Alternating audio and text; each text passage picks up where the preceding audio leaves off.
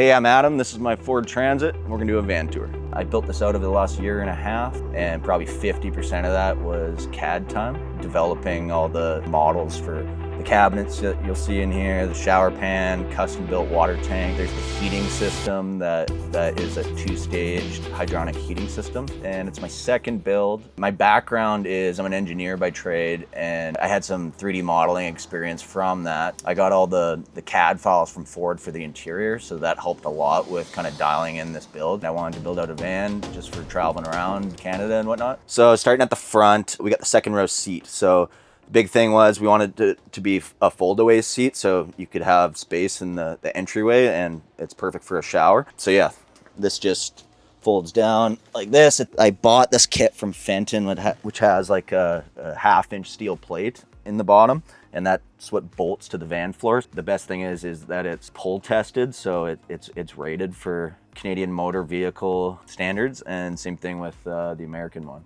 And then these windows are quite nice. I got them from a company called Wilderness Vans. They just have built-in bug screens in here, and they also have built-in blackout blinds. So you just raise them up, and then you have the option as well to just open it up. It's just a hinge window, so it keeps the rain out. They're all acrylic, it's not glass. So on top of this seating, we got a swivel seat on the passenger side, so it's quite nice. Just when you're chilling out, you can just hang out here, someone's cooking, just kind of expands the seating area. Starting here at the front, made this all out of half-inch Baltic birch to kind of cut down on the weight.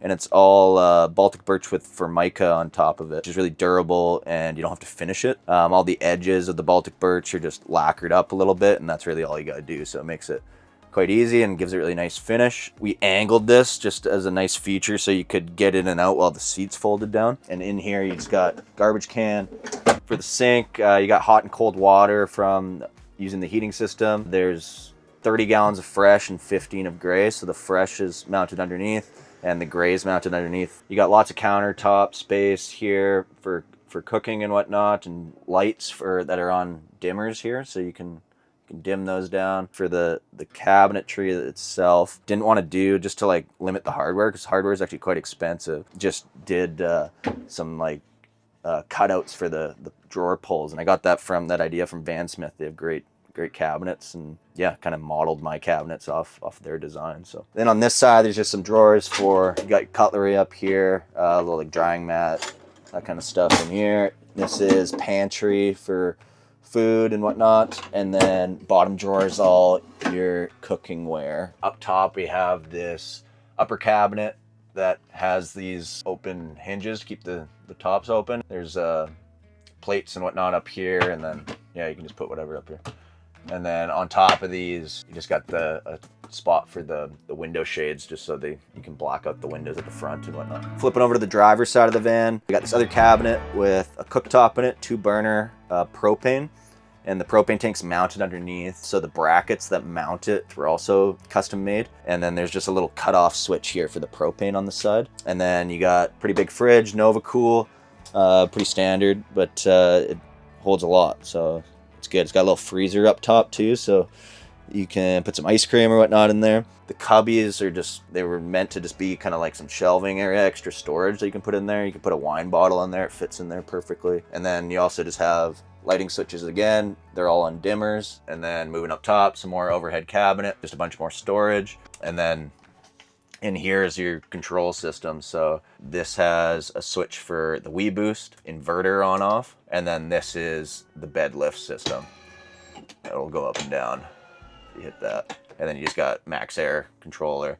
And then this is a spot for a touch screen that I'm working on that you're gonna be able to control the heating system with. Underneath on the cabinets too, I put in this strip lighting that we're just routed out the grooves for that, and yeah, they just clicked right in, and kind of is a nice feature. I like it a lot. And then the last thing in this cabinet is a drawer, big drawer here at the bottom that's for a toilet. You could fit the Laveo dry flush in here, or we're gonna go with this Japanese model. It's nice compared to the Laveo, because Laveo just has 15 flushes that you have to kind of keep in the toilet. Whereas this Japanese model, I can't remember the name, but it just does one flush and you can throw it out.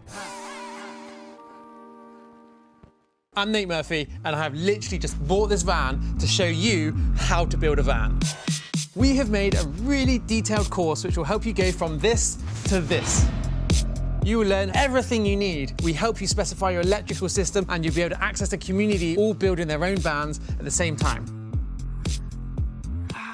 And then moving to the back, we just have this massive lounge area. So yeah, you can fit like 8 people in here comfortably. You can also sleep. It's pretty much a king size bed when it converts into a bed. So yeah, it's quite comfortable back here.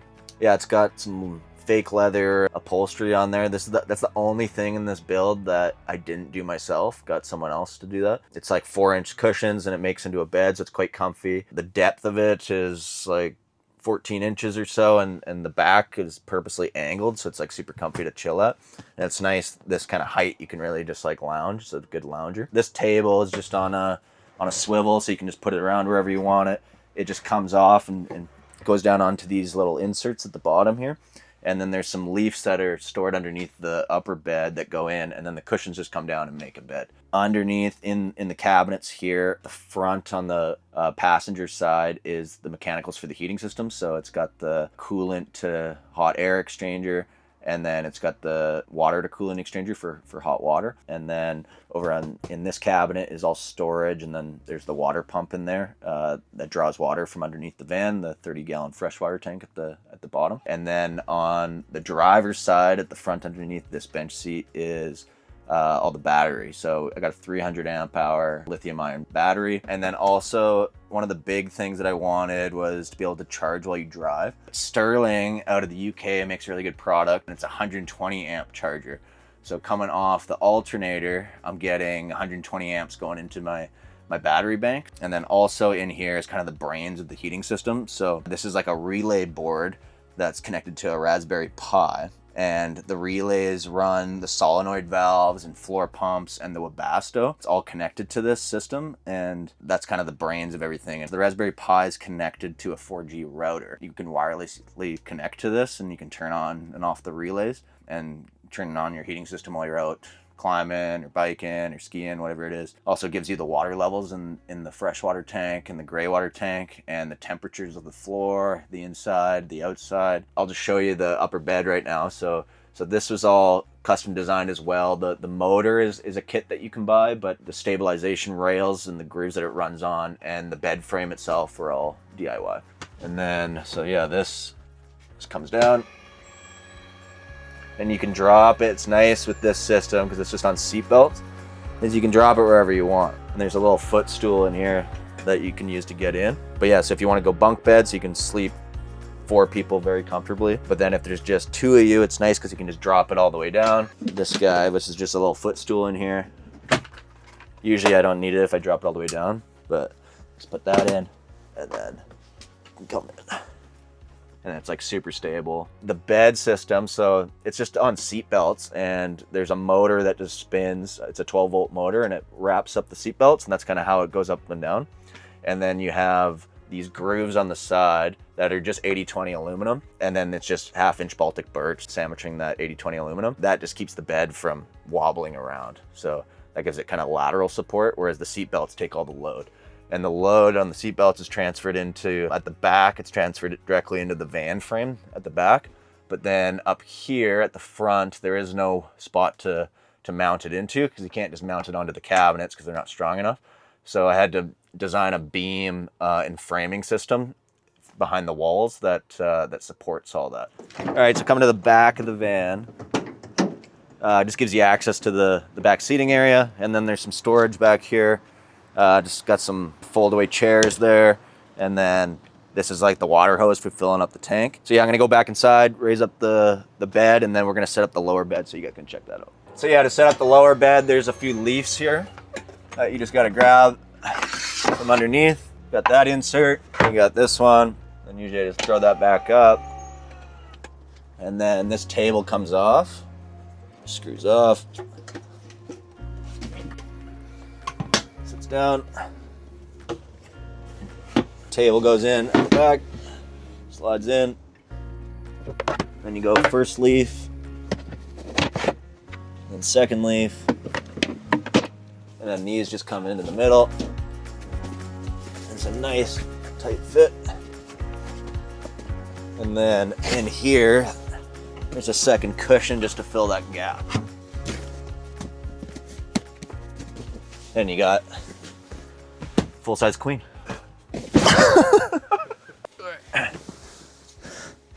So I can show you the bunk beds now that we got the lower bed set up. You just drop it down, and you can drop it wherever you want, like that. Yeah, so you can see it's a pretty big space. There's some reading lights at the back too. You just gotta watch you don't crank your head on the ceiling when you're waking up. So done that a few times. So in the floor, there's 1 inch of insulation, and then there's 3/4 inch plywood that was CNC routed. The grooves for like about 150 feet, 120 feet of 1/2 inch PEX. That coolant runs through it, and you got hydronic heated floors. And then on top of that is a little 1/4 inch piece of plywood, and then we got the cork flooring on top of that. So the nice thing with the cork as well, one of the reasons I went with for it as opposed to like a laminated floor, is it won't off gas when the flooring is heating up because it gets quite hot. That's a stage 1 of the heating system. And stage 2 is just a regular air heater. So you can see these vents that come out right at the bottom here. There's one there and one at the front. So if the van's really cold in the winter, the floor takes a while to get a thermal mass built up. So you'll just use the air heating to kind of bring it up to temperature really quick. Also, the heating system, there's coolant lines that run around the freshwater tank and the gray water tank underneath. And those are on a thermostat to keep them.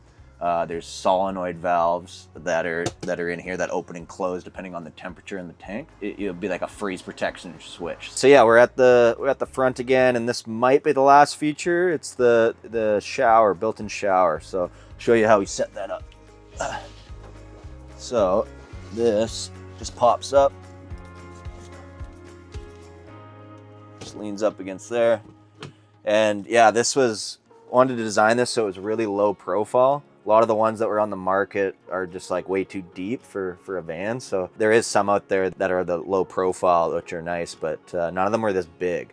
I wanted like a full 3 foot by 2 foot shower pan. And the other thing was I didn't want one drain. I put 2 drains in this just because it depends on what angle you're on. And this is actually, the shower pan's sloped, so it's shallower here and deeper there, so all the water runs here, and then you have 2 drains that drain into the gray tank that's underneath. Yeah, so I'll just show you how to set this up. So there's a shower curtain in here. This pops out. And there's actually some little inserts too, just to keep the water from flooding out. So I'll just grab those. There's a little drawer underneath the fridge that has these in here. So that just goes in the corner. And then the shower curtain has magnets in the bottom of it. They just magnet to those inserts. So there's a little hook up here. Hooks on. This just clips to the front. And then, yeah. And then you got this hose here. This just pulls out. And then you have a little insert there where you run the hose through. And it has a nozzle on the end that's in the drawer. And then you can have a full shower. And you got your mixing valve right here. So you just reach out, adjust the temperature as needed. And then when you're done, it just packs away. If you're living it full time, you might want to have a full shower. But when it's part time, it's like you're not really showering too much. And especially in the summer, I'm just showering outside. Like I got a swimsuit on, and I'll just shower right here in the front. Yeah, so it's quite spacious on the inside. That's one of the reasons I went with the 3 foot by 2 foot pan, is I didn't want the shower curtain to be touching you when you're showering. So yeah, you just go in, bring your soap in with you. There's a little cubby to put some soap and shampoo and whatnot in there. And this just zips up, and then you're showering. And usually I turn on the max air fan just to get the moisture out while you're showering. Just unzip, come out, and that's that. All right, well, yeah, thanks so much for checking out the van. If you're ever in Vancouver and you're looking to rent this thing, feel free to reach out. You can find it on RVZ or Outdoorsy. Coming soon, we'll be planning to sell some of these components like the bed lift, maybe the heating system, the water tank, shower pan. So that'll be upcoming. Yeah, look out for that, and thanks so much.